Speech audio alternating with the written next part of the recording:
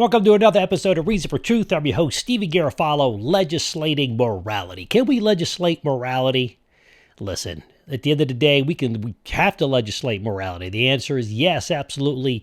Every law legislates morality. The question is, whose morality will be legislated? Welcome to Reason for Truth, where the truth comes first and the reasons come last, but where we're always and constantly learning, right? Because when we stop learning, we stop teaching, or at least stop teaching well. Today's truth is that every law legislates morality, for it pronounces some actions good and some evil, which is what morality is all about. Let's jump right in with the fact that no one would like to live in a society where there are no laws against stealing, rape, or murder. Like we've seen that in some of these cities where they defund the police.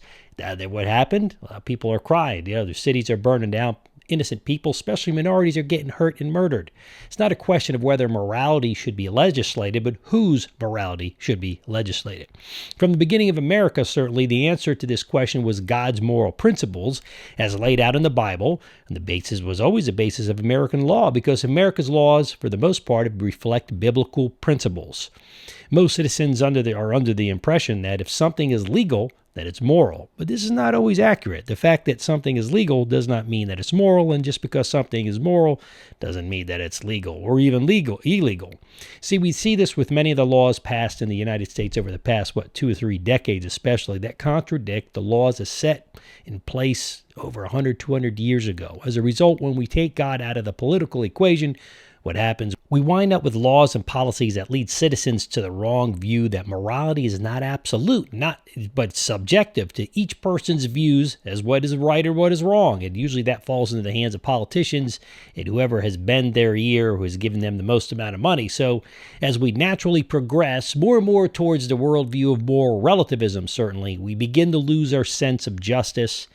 And we no longer have right equality for all, but we have special treatment for those, the loudest voice, or those who corrupt. And God made all men, and all women of equal value. And our forefathers knew this. The U.S. Constitution and the Declaration of Independence all reflect that belief. Christians are called to be prepared, by the way. And what exactly does that mean? Well, go ahead and read Mark 13, verses 32 to 38, which tells us that we are to keep watch. Keep our God straight and center. Keep the Bible straight and center.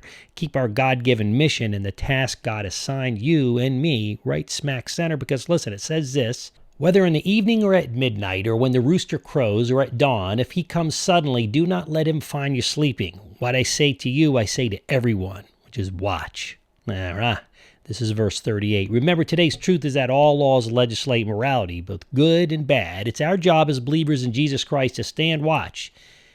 Keep on our God-given mission. He's given each one of us a unique mission. We don't want to acquiesce, towards the culture on this issue.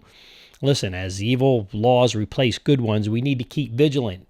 Listen, we as believers need to know the issues in light of the biblical principles and share that with others in truth, but also with love. So yes, all laws legislate morality. They have to. And we as individuals, the body of Christ, can help legislate good morality through sharing with others. Our dutiful democratic process allows us in the United States and many nations around the world, but also you could do that on an individual basis, right? Listen, legislating morality is better done outside of the law because if people understand the law of God and legislating morality in their hearts and minds, truly according to biblical mandates or biblical guidelines, is certainly the biblical truth.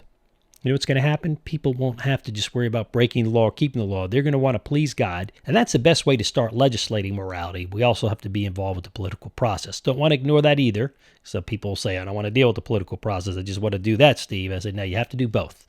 Please leave your comments below. I promise to respond within a very reasonable amount of time. If you want to check out a little bit more in-depth training, listen, I have this is part, we address this in part of moral relativism, part of our training, equippedacademy.com. We have the new Equipped series working on part 2. Part 1 is complete. Go there at equippedacademy.com. Also check out other resources at reasonfortruth.bible, reasonfortruth.org. And listen, if you're listening on podcasts or by way of video, make sure you do a couple things. Subscribe, number 1. Number 2, make sure you hit that little alert bell. If you're on video, there's an alert bell option on it. Don't have that. Listen, not necessarily on the podcast, but you do on the video. So bam, smash that subscribe button. Then you go down there, listen, get a cannoli. You know what that is, delicious Italian dessert. Get yourself some, pasta, maybe stuffed ravioli. Then you hit that alert bell. Subscribe, bam, left hook, Sicilian hook. Hit that, go ahead to hit that alert bell. Listen, Vinny will be thankful. I'm thankful. Maria's thankful. We all thank you from the family.